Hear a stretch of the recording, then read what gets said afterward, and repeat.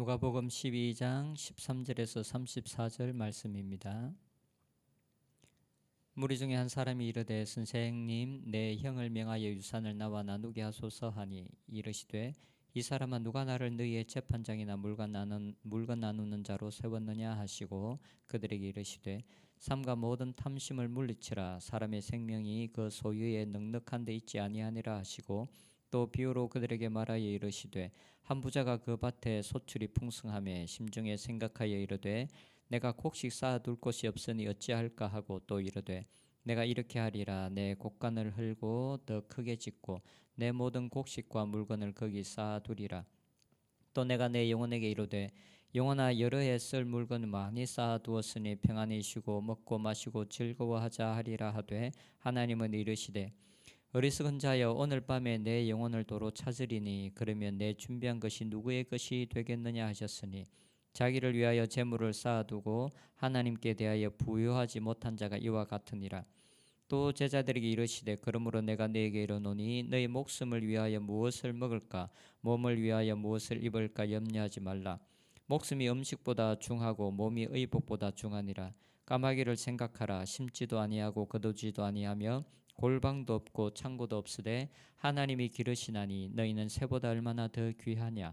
또 너희 중에 누가 염려함으로 그 키를 한 자라도 더할 수 있느냐. 그런즉 가장 작은 일도 하지 못하면서 어찌 다른 일들을 염려하느냐. 백합화를 생각하여 보라. 실도 만들지 않고 짜지도 아니하느니라. 그러나 내가 너에게 말하노니 솔로몬의 모든 영광으로도 입은 것이 이 꽃 하나만큼 훌륭하지 못하였느니라. 오늘 있다가 내일 아궁이에 던져지는 들풀도 하나님이 이렇게 입히시거든. 하물며 너희일까 보냐 믿음이 작은 자들아. 너희는 무엇을 먹을까 무엇을 마실까 하여 구하지 말며 근심하지도 말라. 이 모든 것은 세상 백성들이 구하는 것이라. 너희 아버지께서는 이런 것이 너희에게 있어야 할 것을 아시느니라. 다만 너희는 그의 나라를 구하라. 그리하면 이런 것들을 너희에게 더하시리라. 적은 무리여 무서워 말라. 너희 아버지께서 그 나라를 너희에게 주시기를 기뻐하시느니라. 너희 소유를 팔아 구제하여 낡아지지 아니하는 배낭을 만들라. 또 하늘에 둔 바 다함이 없는 보물이니 거기는 도둑도 가까이 하는 일이 없고 좀도 먹는 일이 없느니라. 너희 보물이 있는 곳에는 너희 마음도 있으리라. 아멘. 오늘 본문에는 무리 중에 어떤 사람이 예수님께 유산을 나누어 주는 일을 도와달라고 요청합니다. 구약의 율법에 보면 유대인들은 유산을 나눌 때 장자는 다른 형제들의 2배의 몫을 받게 됩니다. 그런데 아마도 이 형은 이 율법대로 행하지 않았던 것 같습니다. 그래서 아마 그 당시 나름대로 명망이 있다고 생각한 예수님께 도움을 구하려고 한 것 같습니다. 우리가 어떤 문제를 해결하기 위해서 예수님께 나오는 것은 문제가 되지 않습니다. 그러나 예수님은 이 땅에서 자기의 욕심에 사로잡힌 자들이 자기의 욕심을 채우기 위해서 예수님께 나오는 것은 분명하게 원치 않으십니다. 14, 15절입니다. 이르시되 이 사람은 누가 나를 너희의 재판장이나 물건 나누는 자로 세웠느냐 하시고 그들에게 이르시되 삶과 모든 탐심을 물리치라. 사람의 생명이 그 소유에 넉넉한 데 있지 아니하니라 하시고, 예수님은 한 사람의 문제를 사용해서 군중들에게 말씀하십니다.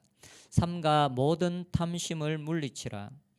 지금 유산을 나누는 문제를 가지고 예수님께 나온 이 사람이나 그리고 그의 형 역시 모두 탐심을 가지고 있었습니다. 자기의 욕심을 채우기 위해서 이 문제를 가지고 예수님께 나왔습니다. 예수님은 사람들의 탐심을 채우기 위한 그 문제에 아무런 관심이 없으십니다.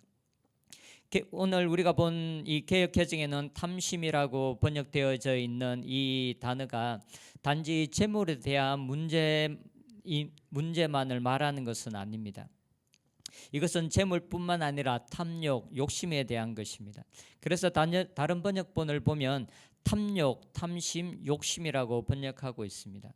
그리고 탐심이라는 말 앞에 모든이라는 단어를 붙이고 있습니다. 곧 재물뿐만 아니라 모든 종류의 탐욕을 물리치라라고 말하고 있습니다. 대부분의 영어 성경에는 이 탐심이란 단어를 그리드라고 이렇게 번역되어져 있는데요. 제가 사전을 찾아보니까 이 말의 의미는 필요로 하는 정도를 초과하는 맹렬하고 만족할 줄 모르는 끊임없는 갈망이라고 정의하고 있습니다.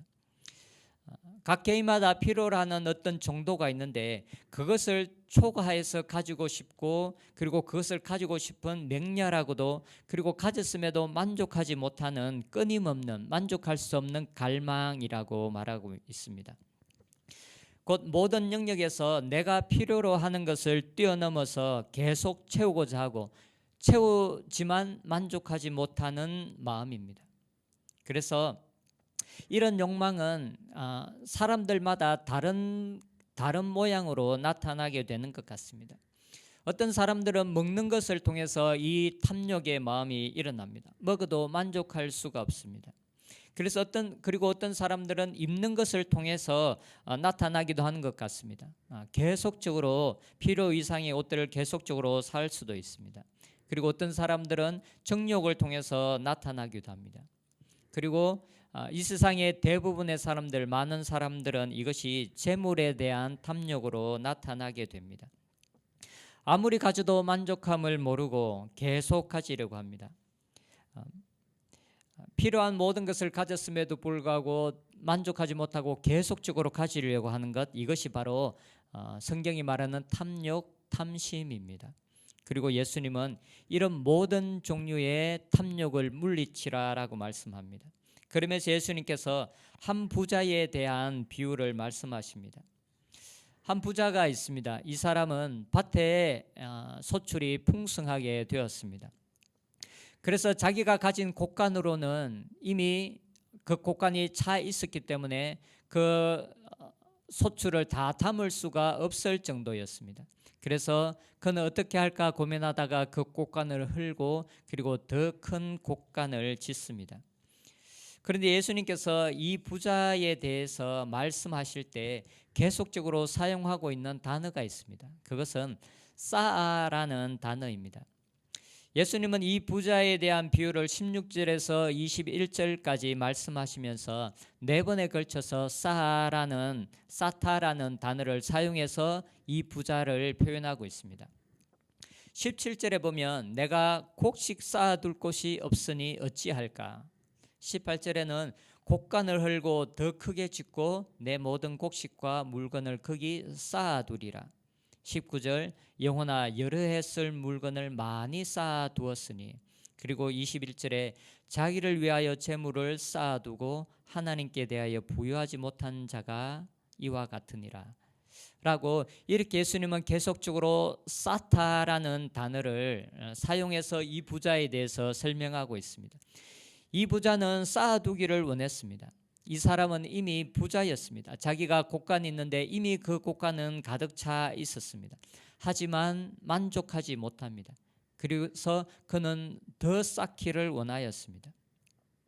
이 부자는 그의 탐심으로 말미암아 더 큰 부자가 되었습니다. 그러나 예수님은 이 사람을 이끌어서 어리석은 자라고 말씀합니다. 20절에 하나님은 이르시되 어리석은 자여 오늘 밤에 내 영혼을 도로 찾으리니 그러면 내 준비한 것이 누구의 것이 되겠느냐 하셨으니. 수고였지만 그의 수고가 자기의 것이 되지 못한다라는 것입니다. 이 땅에 살면서 수고하고 노력하였지만 하나님께서 그를 찾으시면 그의 수고가 자기 자신을 위한 것이 되지 못한다라는 것입니다. 이 땅에서 우리의 수고가 때로는 이와 같습니다. 우리는 나름대로 열심히 일하고 열심히 노력하며 살아갑니다. 아침부터 밤까지 수고하고 땀 흘리며 일을 합니다. 그런데 우리의 수고가 정말 우리에게 돌아올 것인가는 누구도 장담하지 못합니다. 그리고 이 땅에서 우리의 수고에 대한 보상을 우리가 받는다고 하더라도 우리가 이 땅에서 한 수고와 노력이 우리가 영원히 사는 하나님의 나라에서 보상을 받을 것이라는 보장이 없습니다. 정말 값진 것이 무엇입니까? 정말 값진 것은 우리가 이 땅에서 수고하고 우리가 노력한 우리의 노력이 열매를 맺고 결실을 맺고 보상을 받는 것입니다. 이 땅에서 그 보상을 받고 그리고 더 중요한 것은 우리가 죽고 난 이후에 천국에서 우리가 이 땅에서 행한 수고와 노력에 대한 보상을 받는 것, 이것이 가장 중요한 것입니다. 그래서 예수님은 자기를 위하여 재물을 쌓아두는 자가 아니라 하나님께 대하여 부요한 자가 되라고 말씀하십니다. 21절에 자기를 위하여 재물을 쌓아두고 하나님께 대하여 부요하지 못한 자가 이와 같으니라. 병행을 이루는 마태복음에 보면 우리의 보물을 땅이 아니라 하늘에 쌓아두라라고 말씀합니다. 여전히 예수님은 쌓아라는 단어를 사용합니다. 그런데 이 땅에 쌓지 말고 하늘에 쌓아라라고 말씀합니다. 우리의 저축이 우리의 미래를 정말 보장해 줄 수 있는 그러한 저축을 하기를 원합니다. 부자가 되는 것은 잘못된 것이 아닙니다. 하나님은 하나님을 경외한 자들을 너무나 사랑하시고 그들에게 이 땅에서 보상해 주기 원하시고 이 땅에서도 축복해 주기를 원하십니다. 하나님의 은혜로 부자가 되는 것은 잘못된 것이 아닙니다. 하나님은 이 땅에 있는 것으로 하나님의 백성들이 누리기를 원하시는 분이십니다. 그리고 또한 우리가 저축하는 것 또한 잘못된 것이 아닙니다. 예수님도 오병이의 기적을 행하고 난 이후에 남은 빵과 물고기를 모으라라고 말씀했습니다. 미래를 위해서 준비하는 것은 잘못된 것이 아닙니다. 그러나 정도를 벗어나 쌓아두려는 마음은 탐심입니다. 정도를 벗어난 계속적으로 쌓고자 하는 마음, 이것은 오늘 예수님께서 물리치라고 하셨던 분명한 그 탐심입니다. 우리는 이런 정도를 벗어난 탐욕, 탐심의 마음은 물리쳐야 합니다. 우리의 마음속에 어떤 영역에서 쌓아두려는 마음, 탐심의 마음, 그리고 탐욕의 마음이 있는지 살펴보았으면 좋겠습니다. 모든 사람들마다 다른 영역에서 이 탐욕의 마음을 가지고 있을 수 있습니다. 예수님께서 이것을 물리치라라고 말씀합니다.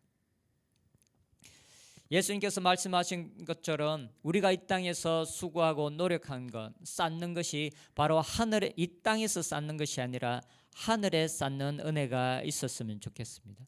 우리의 저축함이 좀과 동록에 할 수 없는 하늘에 쌓여 있어서 하나님께서 우리가 행한 모든 수고와 노력에 대한 분명한 보상을 받는 우리의 삶이 되었으면 좋겠습니다.